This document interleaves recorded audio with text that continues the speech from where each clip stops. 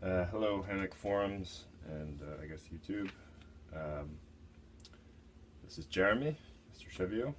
There's been a recent post about using rolled hem presser feet, and this subject comes up quite a bit. So, just thought I would make a quick video about what I use currently, at least. Excuse my somber tone this evening. I'm a bit sick. So anyway, let's jump right into it. These are, I guess, more industrial style. Although I guess industrial sewing machines would probably can have these various hems as part of the needle plate. And you swap those out, and those are of course dedicated. But any machine that has one or two screw holes in the bed can use these guides. And there's two different types that I use. The first is just a single fold. This is a 3/8. This is useful if I'm not really interested in tucking away the edge and I'm going to put a zipper on it, or put some binding tape on it. This is just easier to use than the roll. It's easier to feed, it's easier to control. And yeah, we're not going to talk about that much today. The next type of foot is the rolled foot, and I don't know if you can see this or not. Yeah, I'll use the background of the machine. It actually rolls the fabric around. Now, these guides are made for what I would call normal fabric, thicker fabric, and so you can see the spacing in there is quite wide. I've actually thought about trying to put something in there to reduce the amount of play that the fabric has in there, nylons and such. I haven't really decided on a good way to do that.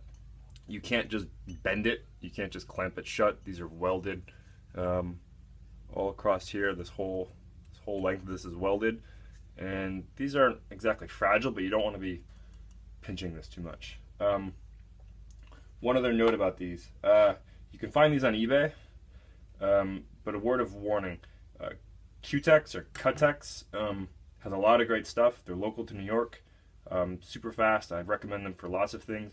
I do not recommend them for these attachments, and here's why. This is I think a 7/8. It's in millimeters, but let me see if I can get that on here. Yeah, so you can see let me actually make it right side up. That's not gonna work. Well, it's upside down. Anyway, you can see that there's the roll part right there, and there's the outer roll, so there's the full width of your hem, and then this part right there is the part that actually gets rolled and sewn. And what happens with this particular attachment is that that's not very wide, and the fabric tends to slip out of there, which is a pain. All of the ones that I've gotten from there, I've gotten 3 different ones, and I've since sold 2 of them, come like this. They're very narrow on the roll part. There's another vendor on eBay, Sharp Sewing, and this is a 1/2 inch, so it's a smaller hem, but you can see that the amount that it tucks, let's see if I can actually pull this way. There we go. The amount that it gets in the hem is much more generous. So that's a 1/2 inch hem, and the amount that it's tucking under there is closer to 3/8 of an inch or 1/4 inch. This makes your life much easier because the fabric does slip. I mean, there's ways to sort of correct that, but the more allowance you have for that bottom hem, the better. So Sharp Sewing sells these in sets of 5. If you're going to use these, that's who I would recommend getting them from. Enough about that. So I have a 3/8 rolled hem on here now. I'm hemming my wife's hammock to put zippers on it. This is a FAF 1214. It's very similar to the 22, except that there's no electronics on this, so there's no fancy action on the presser foot lever. I'm using this primarily, well, for a couple reasons. Mainly due to the IDT. The walking foot really helps, but honestly, you can do this on a straight machine, you can do this on a zigzag machine. The one thing I'll mention, so this is a normal straight stitch foot, and the left side of these feet is only 1/8 of an inch wide, typically. see that.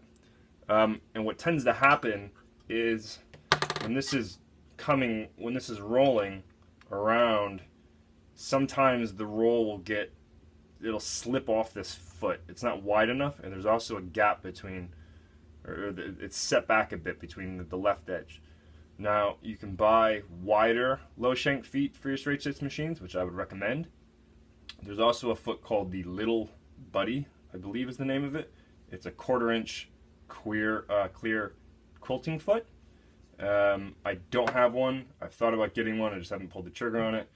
But these attachments work fine on any machine. Just make sure your presser foot tension's set pretty light. Teflon feet work well.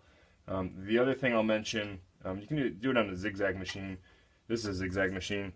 You got to be careful with the needle hole. It's pretty wide, and depending on where you're starting your fabric, can get sucked down. But that's not really what this is about.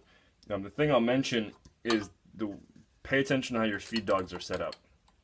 It's very useful on a zigzag machine to have a needle position adjustment. I'm not going to mess with this because I have it set where I want it. But having left, center, right allows you to set the guide and then set the needle where you want it in relation to the hem. And I say that because it's tempting to set, and these come with these little guides. I've thought about taking up Dremel and cutting them off so I can have more positioning freedom. I have another FAF machine with wider feet even, feed dogs. But the point is, you don't want this next to your presser foot. And the reason is, as soon as your fabric, for whatever reason, comes to the inside of any of these feed dogs, it's really difficult to get it back outside. You pretty much have to take this, move this out of the way, do the hem manually for a little bit, and then start your hem all over again.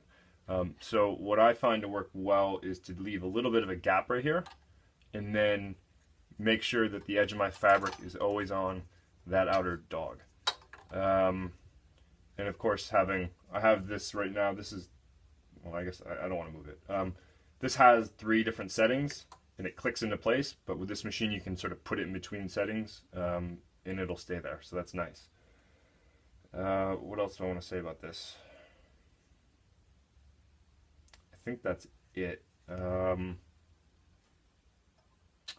Yeah, on some machines, some zigzag machines, where straight stitch is needle left, you might have a problem with these these guides rather.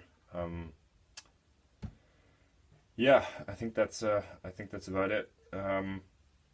Always test something before you're gonna test your fabric. Test for puckering before you start, and I think that's about it.